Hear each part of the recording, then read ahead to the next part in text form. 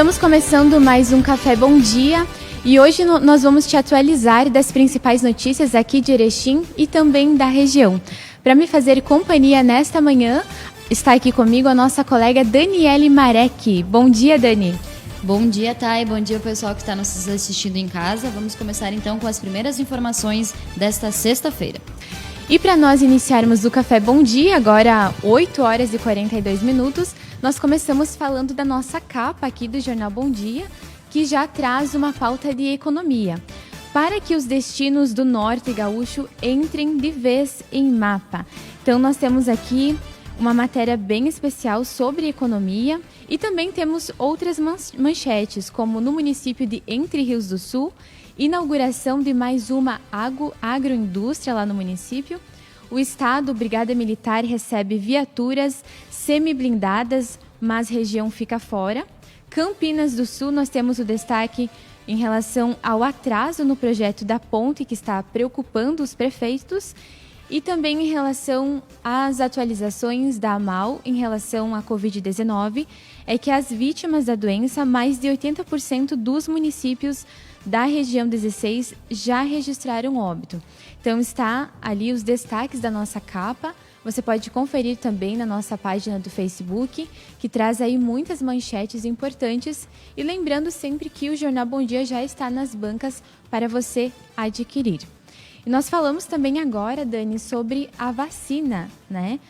Aqui no Brasil foram autorizadas 2 vacinas para uso emergencial e uma das vacinas já havia chegado, que é a Coronavac, que já está acontecendo a vacinação em diferentes municípios. E agora nós temos a informação que foi publicado ontem, que as vacinas da Índia, o outro tipo de vacina, que é as vacinas desenvolvidas em parceria entre a AstraZeneca e a Universidade de Oxford, elas devem chegar no Brasil vindas da Índia nesta sexta-feira. Então, foram contratadas mais de 2 milhões de doses da outra vacina, que também vai ser usada aqui no Brasil, né, Dani? Exato, tá. E a notícia então saiu nos portais de comunicações, né, desde ontem, a partir da tarde, com essa informação que então a Índia autorizou a exportação da vacina para chegar até aqui no Brasil, né? Vão ser 2 milhões de doses que devem chegar aqui agora pela manhã e no aeroporto de Guarulhos, né? É interessante a gente ressaltar em relação a essa vacina que acabou que a gente teve alguns trâmites que não estavam sendo autorizados a exportação dela aqui para o Brasil, né? Mas após aí as conversas e o próprio governo federal ter conversado também com o governo lá da Índia e autorizado então que ela venha para o Brasil para complementar mais a imunização que vai estar, já começou então nessa semana, né? Então agora só esperar para ver como que vai ser a distribuição dela e a aplicação, né? E a gente fala também, Dani, atualiza os casos aqui de Erechim, que foi divulgado ontem pela Prefeitura, que aqui no município nós temos, em 24 horas, 20 casos positivos novos da Covid-19 e tem 11 pessoas hospitalizadas. Então, esse boletim foi divulgado ontem, todos os dias é atualizado o boletim. E, ao total, nós temos 83 casos ativos do novo coronavírus, mais 20 que foi atualizado ontem. Ao todo, desde o início da pandemia, 6.900 testes resultaram positivos para a doença e destes, 6.744 são considerados pacientes recuperados. Então, no que se refere às hospitalizações, 11 pessoas de Erechim estão internadas em razão de complicações causadas pela Covid-19, 3 nas UTIs e 8 nas alas clínicas. Em âmbito regional, há 12 pessoas em tratamento nas casas de saúde, 8 nas UTIs e 4 nas alas clínicas. Enquanto todas as pessoas não são imunizadas, a gente acompanha, então, como que fica a situação de pessoas que estão sendo testadas positivas, pessoas que estão sendo recuperadas e pessoas que estão internadas para a gente continuar mantendo todos os cuidados. Muito bem.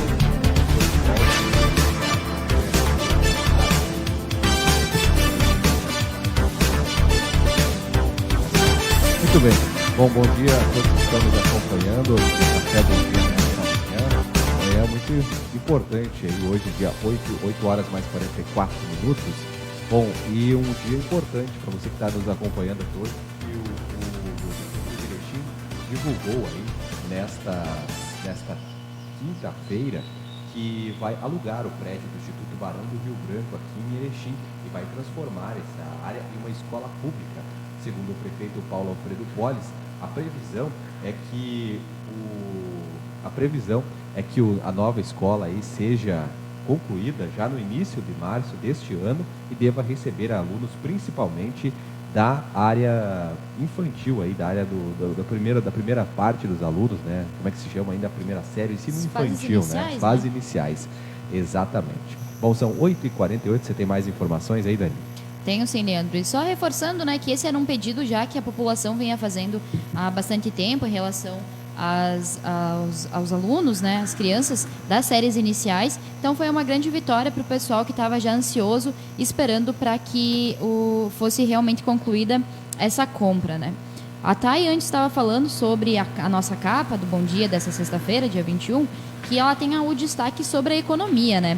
E a matéria foi feita pelo nosso jornalista, repórter, o Saulo Slock, e ela traz como o primeiro seminário de turismo regional que deu largada para a implantação de um sistema integrado de governança, marcando ainda o lançamento do site que visa divulgar e vender as belezas locais, né? Em relação ao turismo na região norte do Rio Grande do Sul, mais do que a roupa, é recomendável agregar esforços individuais e trocas no formato de gestão e planejamento das ações ligadas ao setor, com a perspectiva de implantar um sistema integrado de governança na estrutura, arranjando produtividade para o local, né? Foi lançado, então, ontem, lá no Congresso da URI, esse novo segmento de turismo, né? O pessoal, então, em parceria, acabou fomentando ainda mais o nosso turismo aqui da região do norte, que já traz as suas belezas locais, e também lançando o site com os destinos do norte gaúcho, com vários lugares, indicações de lugares, indicações de espaços. Então, para o pessoal ficar antenado, que vai estar já no ar esse novo site para vocês se atualizarem em relação ao turismo aqui. Muito bem, né? É importante essa informação, né? Realmente aí agora, principalmente depois do retorno aí da Covid-19, quando terminar essa pandemia, né? Os setores turísticos devem voltar muito forte e quem deve estar preparado aí ficará com certeza aí à frente do seu trabalho. Bom, são 8 horas mais 50 minutos, você traz as notícias da previsão do tempo para você, né, Tayane? Isso, exatamente. E agora nós falamos de educação, que este Enem vai ter agora novidades, né? Uma das novidades é a redação em braille e também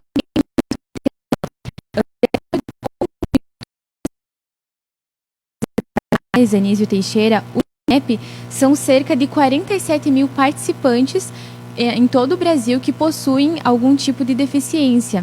Então, essa demanda de ter adaptações na prova do Enem já é algo que a população brasileira já estava solicitando há muito tempo. Então, agora, neste Enem, uma das mudanças uma das novidades que vai ter vai ser a redação em braille e também o leitor de tela. Então, a gente vê aí, né, pessoal, o Enem se adaptando, claro, porque o Enem, ele é um exame, né, ele é uma das provas mais importantes que nós temos aqui no Brasil. É uma prova que as pessoas conseguem usar os outros programas do governo, né, como o ProUni, o SISU, o FIES, tudo parte do Enem. Então, fazendo o Enem, né, que é essa prova tão todo mundo fala, né, é possível chegar a esse ensino superior. Então, agora já com novidades neste ano. Falando em Enem também, tá? Então, reforçando aqui para o pessoal que neste domingo, então vai estar acontecendo a segunda etapa, né, o segundo dia de aplicação do Enem. Salientando para o pessoal, para chegarem mais cedo, né, do que os portões eles abrem às 11h30, mas reforçando para chegarem um pouco mais cedo, lembrando também que a gente tem que seguir em relação ao Covid-19, né? Salientamos também que o pessoal que não conseguiu fazer a prova lá no primeiro dia, né, que foi barrado em relação à superlotação das salas, então reforçando aqui o segundo dia para a realização da mesma. A partir daí da semana que vem, dia 25, ocorre através do site do INEP, né, o novo cadastramento para a realização desta prova que foi então para o pessoal que não conseguiu fazer lá no primeiro encontro. Então fiquem ligadinhos, pessoal, e como a gente já reforçou antes, né, o Enem é um dos exames mais aguardados durante todo o ano, e neste ano, assim, mesmo em relação à pandemia, né, Thay, aconteceu de alguma forma, teve seus problemas, mas é sempre importante o pessoal também se reforçar e participar, né?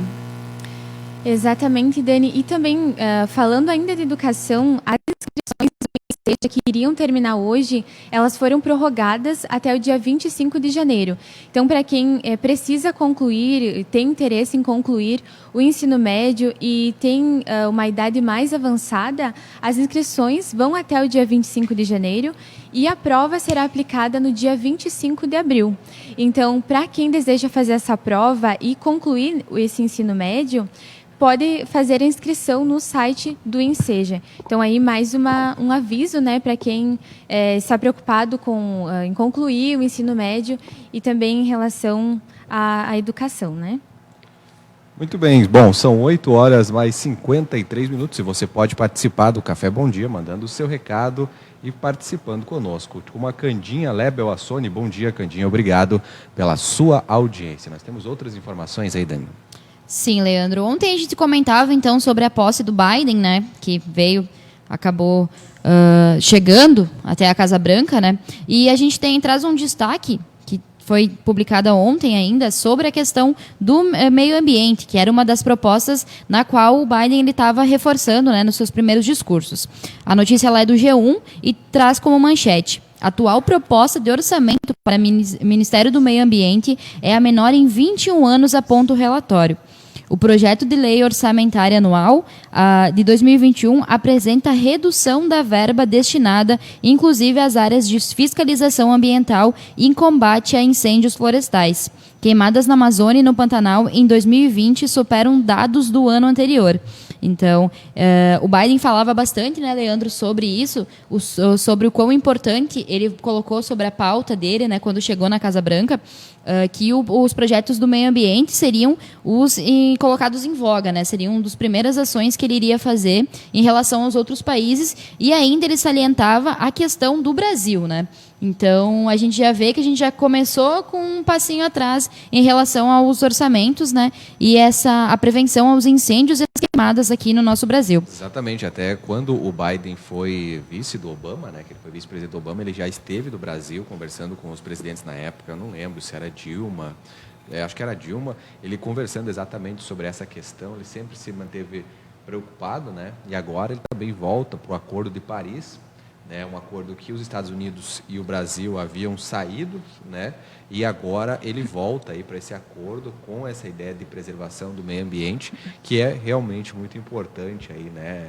A gente sempre costuma falar, né, que às vezes muita gente só percebe o tamanho do problema quando ele bate na nossa porta, né. Então a preservação do meio ambiente é algo que fundamental para que esse problema não bata na nossa porta. Bom, vamos dar uma olhadinha no site do Jornal Bom Dia, destaques de hoje, na sua tela, jornalbomdia.com.br. Vítimas da Covid-19, mais de 80% dos municípios da R16 já registraram óbitos. Também, entre os destaques, aí você vê os olhos do prefeito aí, destaque também da coluna Pente Fino, empresários querem mais ação do senador Heisen aqui na nossa região. Esses são alguns dos destaques da coluna Pente Fino, desse jornal bomdia.com.br, o site do Jornal Bom Dia na manhã desta sexta-feira. São 8h56. Tayane. E agora a gente fala aqui de uma pesquisa que saiu recentemente da Conab sobre que este ano o café vai ter uma queda em sua produção, né? De acordo com a pesquisa, isso se justifica porque este ano teve muitas estiagens. Então, a falta de chuvas, o efeito da bienalidade negativa vai fazer com que o café aqui no Brasil tenha uma redução de 30%. e em comparação ao resultado apresentado na safra passada. Então, as razões são essa falta de chuva, o efeito da bienalidade negativa e conforme o levantamento da safra 2021 de café, que foi divulgado ontem pelo órgão, o estudo inclui as variedades de café Canilon e Arábica. Outras informações também é que o superintendente de informações da agropecuária da Conab, o Cleverton Santana, explicou que esse efeito se dá quando a planta possui uma produtividade alta em uma safra e na próxima, devido à necessidade de recomposição do vegetal, a produção acaba sofrendo uma queda. Então, segundo o especialista, a bienalidade tem mais influência no café arábica. Então, pode ser, né, pessoal, que o preço do café venha a aumentar devido a essa redução, né, de acordo com a campanha nacional de abastecimento. Vamos aguardar para ver se isso realmente se concretiza. E não só o café, né, pessoal, nós sabemos que outros alimentos também estão sendo afetados devido à falta de chuvas, como o milho, que nós já comentávamos esses dias, e também a soja. Afinal de contas, foram 2 estiagens. Então, agora já estamos tendo algumas chuvas boas, mas sabemos que ainda precisa chover mais. Muito bem, tá aí, né? Aumenta tudo, né, Dani? Aumenta o gás que nós falamos aqui, agora vai aumentar o nosso café Bom Dia também. E também vai aumentar outros produtos aí. Tá cada vez mais difícil ser brasileiro. Vamos falar agora da previsão do tempo. Olha, aqui em Erechim, a previsão nessa sexta-feira é que o sol aí apareça alternado com pancadas de chuva e possíveis trovoadas. Isso quer dizer que o céu vai se manter nesse formato aqui nublado, hein? Durante todo o dia, e a chuva pode aparecer. Nós temos uma previsão de 11 milímetros com a umidade de 60%.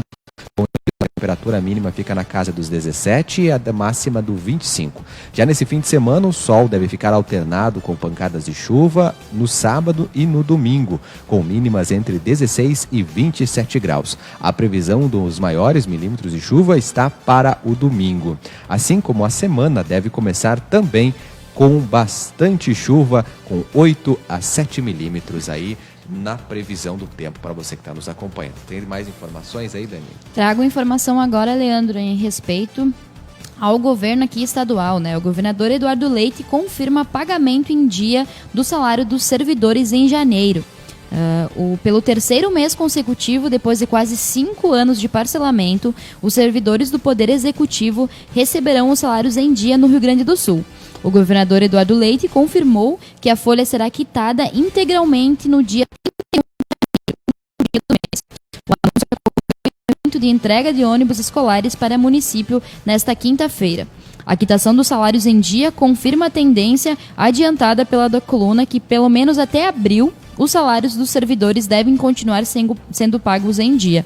Essa é uma notícia que vem para acalentar o coração do pessoal que é o servidor público, que passou por bastantes problemas em relação à questão do parcelamento de salários, né? Então o pessoal já pode respirar aliviado que pelo 3º mês o governador Eduardo Leite confirma o pagamento em dia.